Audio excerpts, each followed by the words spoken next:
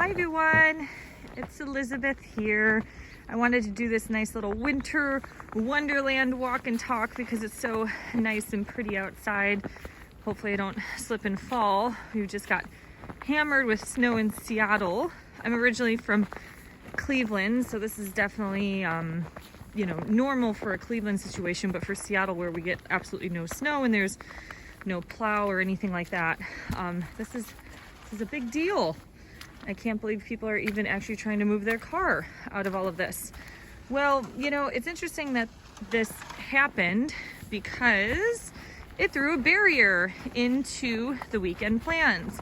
So the snow has obviously altered and changed a lot of things. People can't get to work. But in this situation, it has a lot of symbolism toward that thought process that you can create the things that you'd like, or when barriers come in your way, it presents an opportunity to open up to try and do something else. So for example, being stuck and snowed in, it's really easy to stay stuck inside, do nothing, just kind of binge watch, TV or whatever like that. I don't even own a television, so that's not really my forte, but it's easy to do nothing, just to continue to be lazy because we've been lazy for the last year through a quarantine. Or it could present an opportunity to get things done, or to go outside and have fun and do something positive with the current barrier, roadblock, or situation.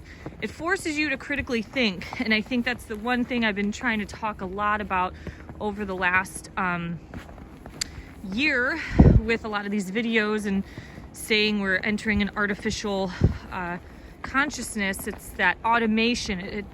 It requires you to react rather than critically think.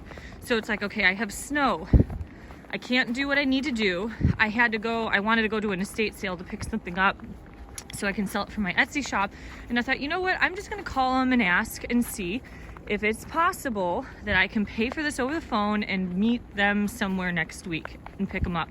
It's a long shot. It was a 50% chance that it was going to happen. 50% chance they would say, no, you have to show up to the sale. Obviously, looking at the conditions of the road, this is what it looked like yesterday. It was not necessarily possible. However, got a fun snowman over here. However, they agreed. They said, yeah, let's go ahead and do it. You can just tell me what you want, look at the pictures, and if it's available, I'll buy it for you. You can just pay me next week. Like, how nice of that. It was very a trusting situation. And the snow presented an opportunity. When life hands you lemons, you make friggin' hot chocolate. You just put on your boots and you get up and get out and enjoy a little bit of the positivity, the beauty of this situation, because it's so super easy to just get stuck and fixated in the current environment of being stagnant, sedentary, and just being artificial. Artificial is just letting your mind numb out on YouTube, numb out on Netflix, on movies. But if you critically think and kind of say like, hey, what can I do in this situation? You can provide a whole new area of existence or fun that you may not have had before. So critical thinking is extremely important in today's society. It's almost becoming taboo. Like, the people who are critical thinkers are now becoming the conspiracy theorists and all of that. But as we're seeing the life shift and change, this is just all very symbolic to creation, co-creation. You create the life and the things that you want. It may not always happen. It might not happen exactly to your plan, but it is possible to create something out of a negative situation or out of a barrier. I'm not going to do this video for too long because my hand is super cold. Excuse me.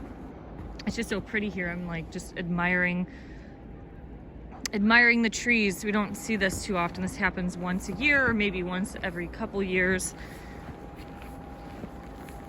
You can create anything you want in life. It may not happen the way you have thought it was planned. I think Thomas Edison made a quote or said a quote, something like, I didn't make 1,000, or I didn't fail 1,000 times, I just made 1,000 mistakes. So you can find success, but it may not happen according to that first plan or thought that you want. A lot of creation comes from having some underlining energy of motivation. In addition, creation, is that first part of a lot of spiritual texts. It's the first chapter in the Bible, Genesis. So creation or creative energy is being lost. Destruction and creation are one, and a lot of people are using their energy in more destructive ways. Like I talked about the other day, it's like, let's use this energy to curse people or to curse a football team, rather than using that energy for creation. Like, what do you want to create? Do you want to create a healthier life? Do you want to create a better home? Do you want to create a better self-esteem? Do you want to create a business, a side hustle? What is it that you want to create? The snow is similar, almost like destruction, right? It's just kind of like ruined and destructed all of the plans. But with critical thinking outside of the box, looking at your options, you can actually recreate, or in terms of recreation, recreation has the word recreate in it. You can recreate a scenario or a situation that works solely best for you. So I wanted to do this little winter wonderland talk just in thoughts of, when life hands you lemons, you either make lemonade or maybe you make hot chocolate. Like, lemonade obviously is a direct example, byproduct of squeezing the lemons, but you have a bunch of lemons and shit, it's not the type of temperature or the climate to drink lemonade. So you make some hot chocolate and the lemonade will be there for another day. I have been reading the news a little bit, not too much, but I just really believe right now it is so important to not be codependent off of people, codependent off the government. It is time to break free from all of that slavery crap and bullshit and start to create the life that you want.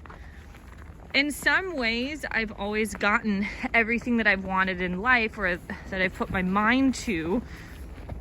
It just manifests and happens at the exact divine timing, in addition to learning a bunch of lessons along the way of that path of co-creation. If you keep your mindset to it, like, this is one example. I worked for the government many years ago. It was corrupt. It was a very bad experience. I got verbally abused every single day. I was threatened by my boss every single day. And I just kept saying to myself, God, I wish there was a job where I can work by myself, just be alone, and not have to deal with anybody, like no dramas. And you know what? Eventually that job situation handed out. I was resigned from the government, which that's another video in itself. If you get fired from a job, it's generally your soul's way of saying you're not meant to be in that situation. I don't think I'm meant to work for the government because it pisses me off.